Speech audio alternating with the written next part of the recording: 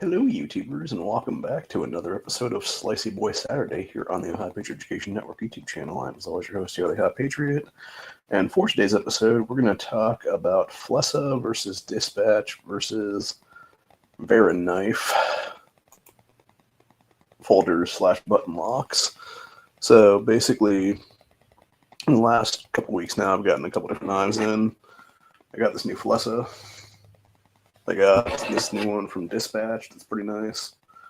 And then I got this Virenknife, which is a button lock, and I am actually disappointed in this one quite a bit just because of the fact that it has some kind of weird magnetic issue with it, which I'll talk about in a minute here. It's a nice knife overall, it's just it doesn't want to actually pop open because obviously there's a little button lock right there, and I should easily be able to swing up and after that, but it doesn't. And I don't know if you can hear that like clicking sound. It's like a sticking sound almost, to where you literally have to like pull it out here to even flip it at all. What it is then. So it does flip closed though, is what it is. And thankfully it does have little thumb studs on the side of it there. These are all D2 knives, just to point that out. So, but yeah, we'll get into the specs for every single one of these. So first off, we have, it came in a little Flissa package here, which is a 4.5-inch Desert Tan G10 handle knife. And has this little baby flipper right there is what it is. It's a little stiff coming out, I'm going to say that right now. Maybe needs a little bit of oil right there, and then maybe just needs a pivot, like unpivot it just a little bit. Feels pretty good in the hand overall. Nice thing about this one, it does have a little bit of a jimping there is what it is, and that is some pretty aggressive jimping compared to some of the other Flissa knives on the market there. So I could definitely see using it as like a striker point or something. Obviously, it is a D2 steel, as you can see from the little D2 mark there is what it is. I do appreciate when companies do that stuff because I don't care if it's D2, Oz 10, whatever the case be. Even if it's even if it's like 440C or something like that, dude, like put the freaking knife steel on the damn blade is what it is. So at least people know what you're doing. Has a little lanyard loop thing right there if you want to put a little piece of paracord there. Also has some other like weird jimping on the back here is what it is. I don't know if I'd actually use that piece to strike off over, if I would just strike off the metal part, that's what it is. Probably the metal piece though. Then next up we got a Dispatch knife. I'm not sure what kind of handles are on this one, if it even says on the box here or not.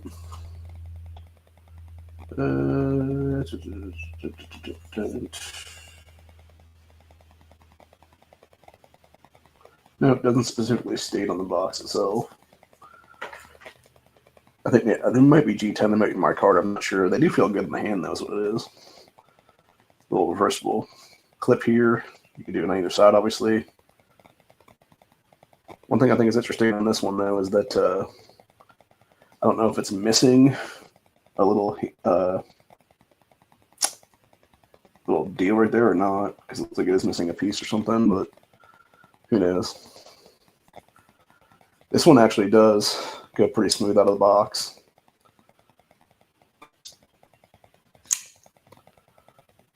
The only thing I dislike about this is that it obviously has a little China mark on the back there.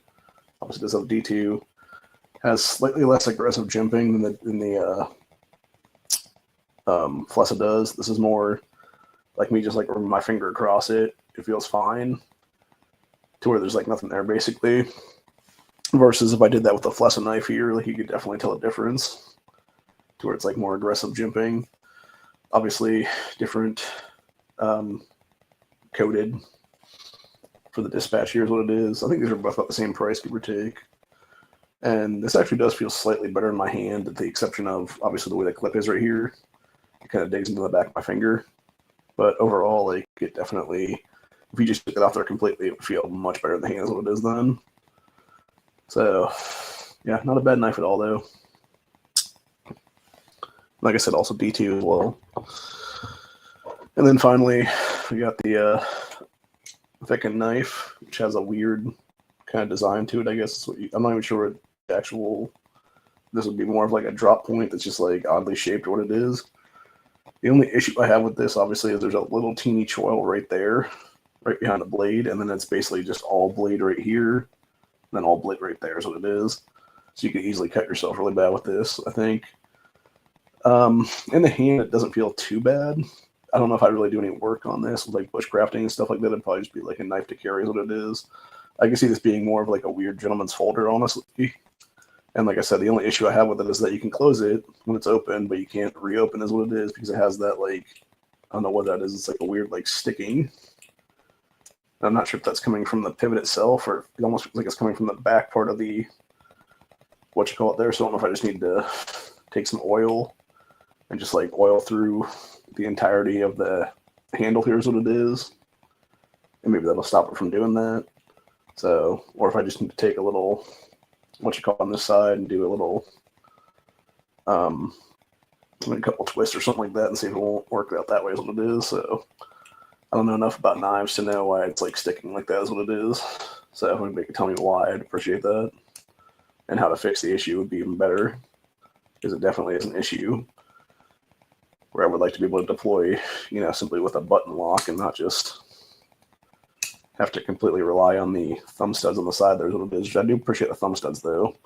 Most interesting one about this one, obviously, is that it has the D2 marking right on the top of the blade there instead of on the sides. So this was also the exact, this was in the package that the Amazon driver actually dropped that day. I don't think that has anything to do with it. That was what it is, just because of the fact that it was already, like, I don't think the sticking would be caused because of that is what it is. But, who knows? It is fucking annoying, though, is what it is, because, like I said, if you just want to, pop the button and have it open and it doesn't open, then you got to worry about, the side thumb studs is what it is then. But it is what it is. I will also make this slightly longer today because we'll do the one that came in a couple days ago, which was the Rhett package. Obviously, that's not in the title, but we'll do it anyway. So this is a pack of neck knives. And it's very interesting how they did them in there. So you have 3 different blades. You have a OD green, a desert tan, and then just basic black is what it is. They're all pretty much the exact same thing. Blade wise, if I'm not mistaken, these are all basically little variations of like K-bar knives. But they're like teeny little neck knives. You can get basically a 3-finger grip on at best. So the one interesting thing about these though is that there's a little divot piece right there and that lines up directly with where it clips in at. So it can only ever go one way is what it is to be properly in there. They're not bad. I think this 3-pack cost like $20 or something what it was, or around there, give or take. So like it wasn't a bad price overall, but at the same time, like, I don't know, it just feels like they could have been designed a slightly better way is what it is, if that makes any sense. But especially with this one here, where it's already, like, it literally came out of the package like that, where it already has, like, nicks and shit in it, which is very irritating. I think this is supposed to be, like, 420 steel, if I'm not mistaken.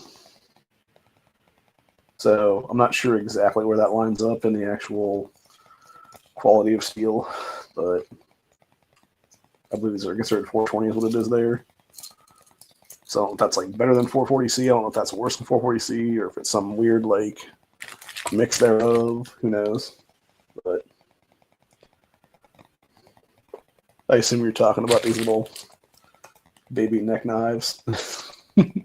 Yeah, I can see that actually. I can see like having that around your neck and just like going to like a steakhouse and just being like, let me pull this out and just use it as a steak knife. That'd be funny. So, but yeah, I wouldn't be surprised if somebody actually did that though.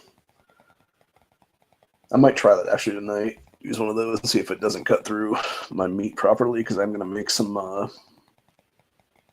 forget if it's ribs or if it's like pork chop things, that I pulled out the other day and put in my freezer, or from my freezer to my fridge, I should say. So they should be ready to go now is what it is. But yeah, maybe I'll use them doing that or whatever then. So overall, it is what it is. Like I said, there's some good, there's some bad, and there's some different, obviously.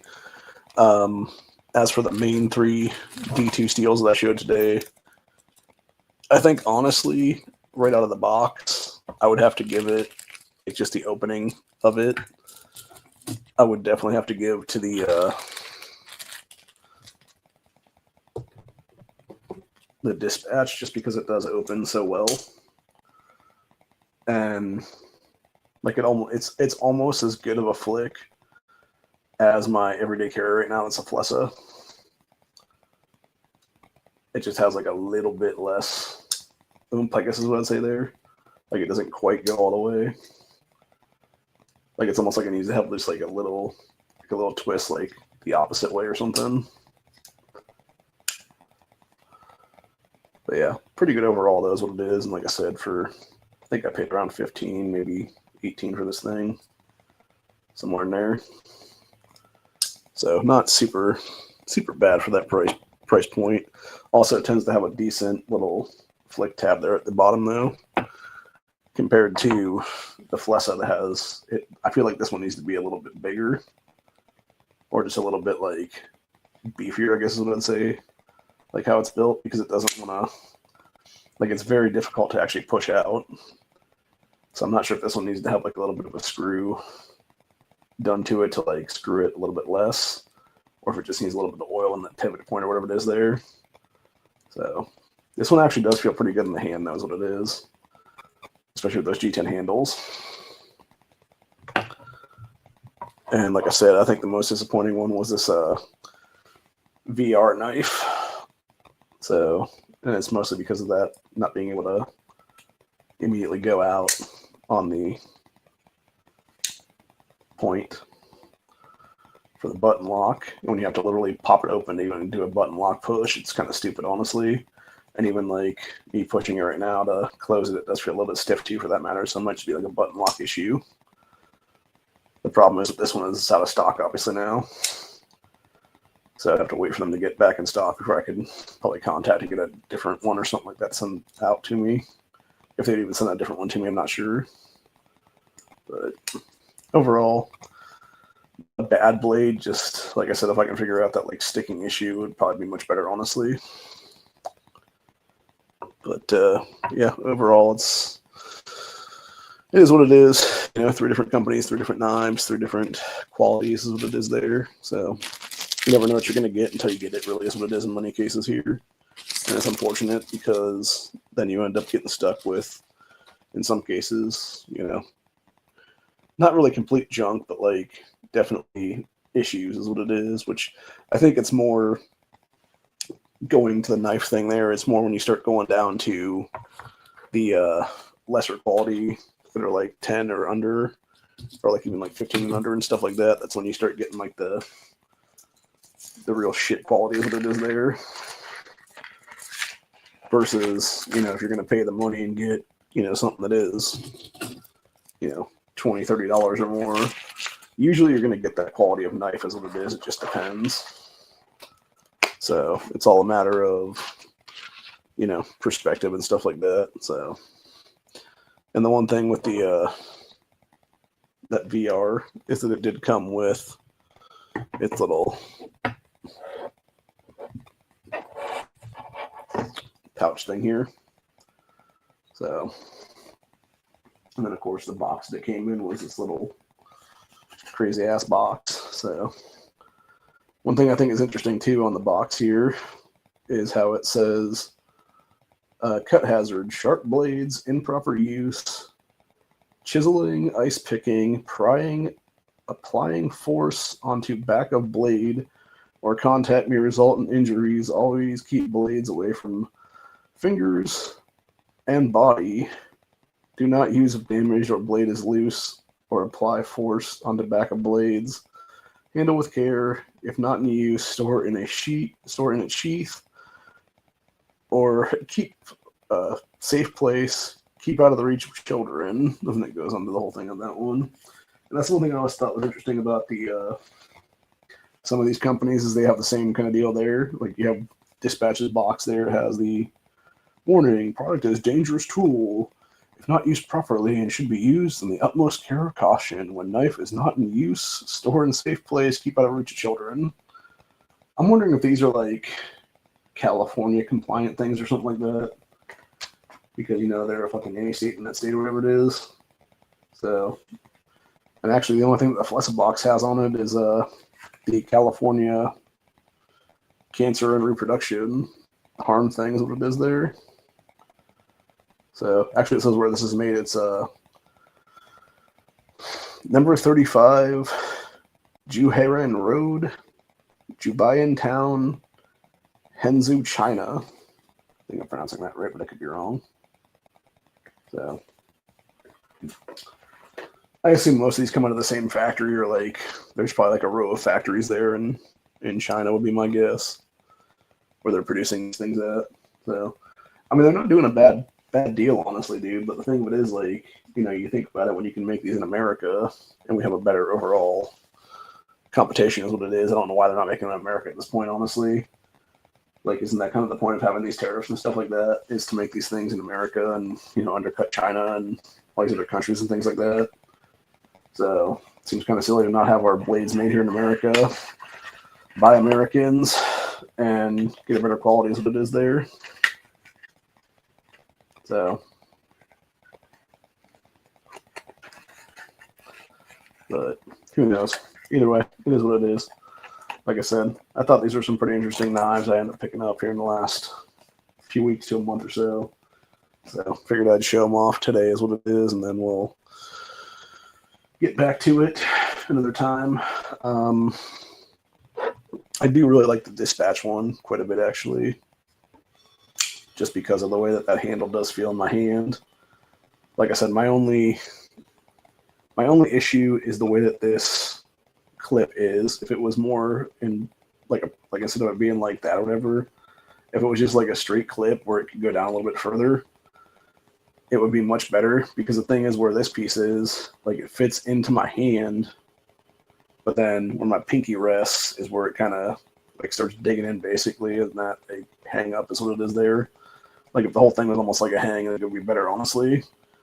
So, but yeah, like I said, I do like this one quite a bit. It's just a matter of the jimping on it is not quite as good as that Flissa knife is what it is there. But overall, it does have a good flick, is what it is. And, you know, for a gift for somebody, or even for, you know, like a secondary or third EDC for me is what it is there. Like, I could easily see that being a thing. One thing I will say on this one is this side of the handle is much, much smoother than this side is. Because you can feel a little bit of roughness on this side is what it is right now. I think you can probably even see it on if I can get the light on it properly there. Yeah, it's like right in the middle there is where it's kind of like rough and stuff, where compared to the other side, it's very smooth. So, anyway. But overall, like I said, not a bad knife at all. So, and, you know, I've had some of the other ones from Dispatch before that I got for people. They're pretty good. They're lesser quality. They're not D2. It was either 440C or it was whatever grade is right above that is what it is there. So it's not quite as good as the D2, but it's not as bad either, because it can be easily sharpened as well for that matter too. So it's just a matter of, you know, what do you want to get someone is what it is. And, you know, what's in the price point and stuff like that for various holiday gifts and things like that. So anyway. But, yeah, that being said, I will be back probably sometime tomorrow afternoon, I'm thinking, because I'm going to do a grandstand then. Specifically, it'll be about the recent Chicago Human Torch incident where you had another black criminal set another white woman on fire is what it is there. And we'll discuss why people need to stop letting these criminals what it is, man.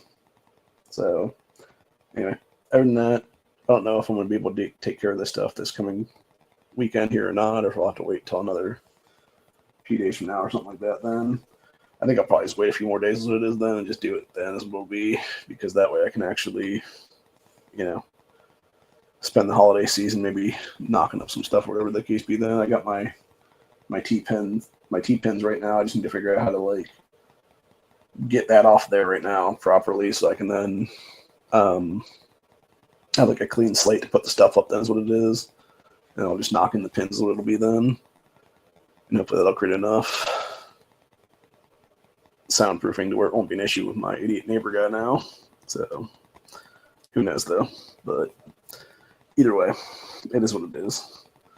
And I say that obviously because I don't know what the hell he was doing this afternoon, but he was hammering, and he was also using a cordless screwdriver drill thing is what it is, to do something. I don't know what the fuck he's doing over there, but it is what it is. So only a few more months, and hopefully I'll be able to find a better place then come February and March is what it is then. And be out of here at the end of March is what it'll be then. And be in a better place after the fact, that's what it'll be. So anyway, till later. I will see you guys in the next one. Stay safe, stay vigilant, always have a good one, and always know your situational awareness and surroundings and stuff like that. Never be the victim of anything. And really, if you can carry a blade anywhere you go, man, it's the best thing to carry. Obviously, besides a gun, you should always be carrying that too as well. So, but yeah, basically the EDC for anybody legal to carry should be pistol, blade, pepper spray, and then probably a window breaker of some kind would be my fourth thing there on that one. Because I've been watching a lot of the videos recently of these people that do search and recovery out of ponds and lakes and stuff like that. And there's a lot of people. That would actually be a fifth one then too, is the flashlight. Or if you have a flashlight window breaker combo, that would be even better. Or even just having a knife with a window breaker on the back of it then would be great too. Because another 2-in-1 thing is what it is there. So, but yeah, it's very frustrating to see all these people that basically drown because they didn't have a window breaker to break themselves out of their vehicle. And for those who don't know about modern day cars these days, anything that's been built after I think it was 2015 or something, they don't even have locks on the actual doors anymore. They're internally locked is what it is. So even if you were able to, get the door open or whatever the case be, you're fucked anyway because you don't have the ability to actually pull up a lock is what it is then. So without a window breaker, if your vehicle, is submerged underwater, even if it's just the battery dies in it or something like that, then you should have a window breaker for that reason too as well, because you're not gonna be able to get out. That's what it is without it having power. So, God forbid you die in a heat situation or whatever the case be. Or in the same aspect of things, another great reason I would window breaker too for that matter is because you could also save a little kid's life. Some dumbass leaves their toddler or their baby or whatever it is in a hot car. You could be the person that smashes in the fucking window and saves that kid's life. So, a million reasons to carry a window breaker with you, or some kind of a device that has a window breaker on it, whether it be a knife or something else for that matter. Or, like I said, just have a legitimate window breaker, which this is a 3-pack I got from my family this coming December for Christmas time. These are, I forget who makes this. It's Rescue Me is what they're called. It's RESQ and then the word ME. So, and basically you have a pink, orange, and a black in there. And each one of them you just basically push to a window and it should break it then easily. So, and I believe that 3-pack was around $20-25 when I bought it here a couple weeks ago is what it was then. So, and totally worth the money, obviously, for that matter. But, yeah, you should always have multiple tools on you to save your own life if possible. And especially in a situation where you could end up going off the road or something like that then and need something to break through your window. So, anyway, Till later. I will see you guys on the next one. Hope everybody enjoyed this. And again, that is another one. There's multiple videos out here on YouTube to teach somebody how to do that stuff, obviously.